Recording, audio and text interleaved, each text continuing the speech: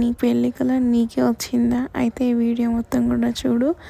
So ఇందులో different సిచ్యువేషన్స్ని బట్టి మీ marriage, మీ కళలు ఎలా వచ్చాయో ఇందులో చెప్తాను.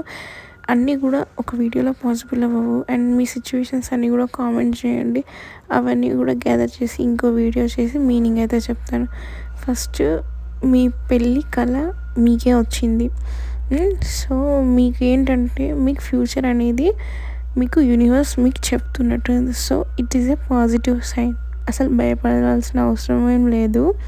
ఇది పాజిటివ్ సైన్.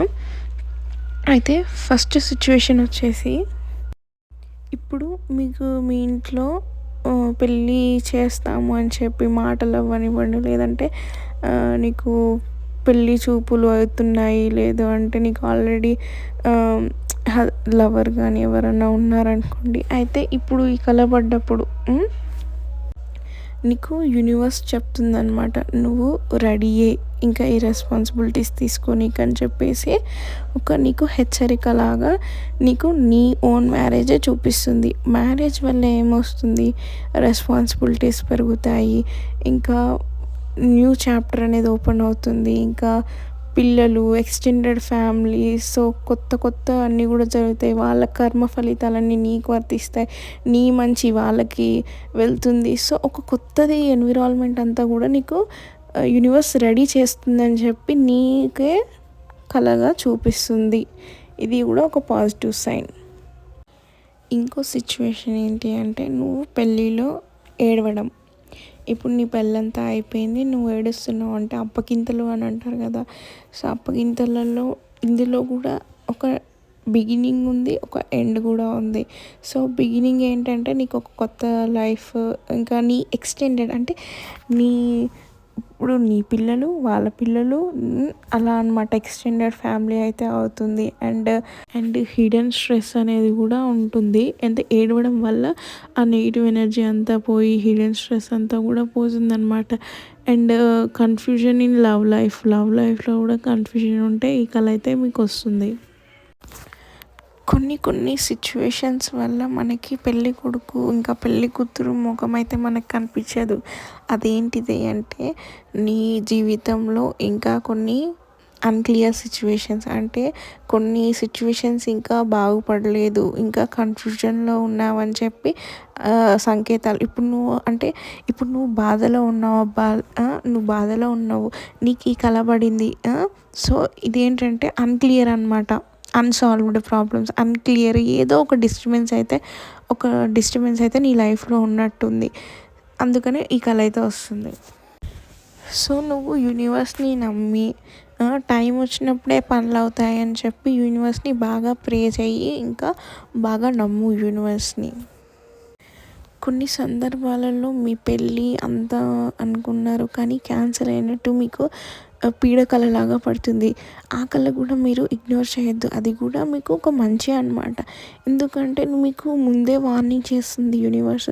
పలానా పెళ్ళి కొడుకో పెళ్ళి కూతురో వాళ్ళ ఫ్యామిలీ ఏదో ఒకటి సరిగ్గా లేదు అని చెప్పి యూనివర్స్ మీకు గైడ్ చేస్తుంది. ఏది కూడా మీ డ్రీమ్స్లో వచ్చింది అసలు మీరు నెగిటివ్ అనే అనుకోవద్దు.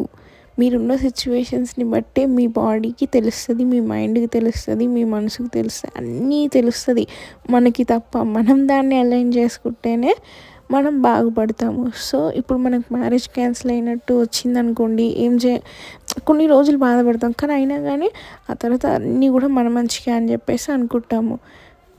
ఇప్పుడు మ్యారేజ్ క్యాన్సిల్ అయిన పెళ్ళి కళ కూడా నీకే మంచిది అనమాట. యూనివర్స్ నిన్ను ప్రొటెక్ట్ చేస్తుంది. ప్లస్ యూనివర్స్ని నమ్ము, ఇంకా వెయిట్ చెయ్యి అని చెప్పేసి నీకు ఒక వార్నింగ్ సైన్ అనమాట.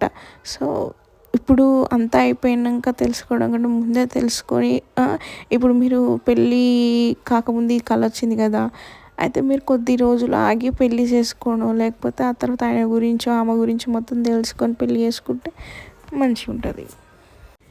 ఇంకొక సిచ్యువేషన్ ఏంటంటే, మీ పెళ్ళి చాలా గ్రాండ్గా అయిపోతున్నట్టు అందరినీ పిలిచేసి భోజనాలు, ఫోటోలు, కేక్ కటింగ్ అన్నీ ఎంత అంటే లగ్జీరియస్గా అయినట్టు, మొత్తం హ్యాపీగా ఉన్నట్టు కల వస్తుంది కదా.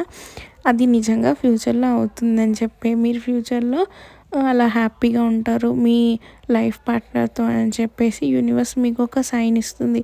సో ఇవన్నీ కూడా ఒక పాజిటివ్ సైన్ ఇవిది కూడా. అయితే ఈ కళలు ఎలా అంటే మీరున్న సిచ్యువేషన్స్, మీరున్న స్టేట్ ఆఫ్ మైండ్కి, మీ బాడీకిని బట్టి మన కళలు వస్తాయి కదా.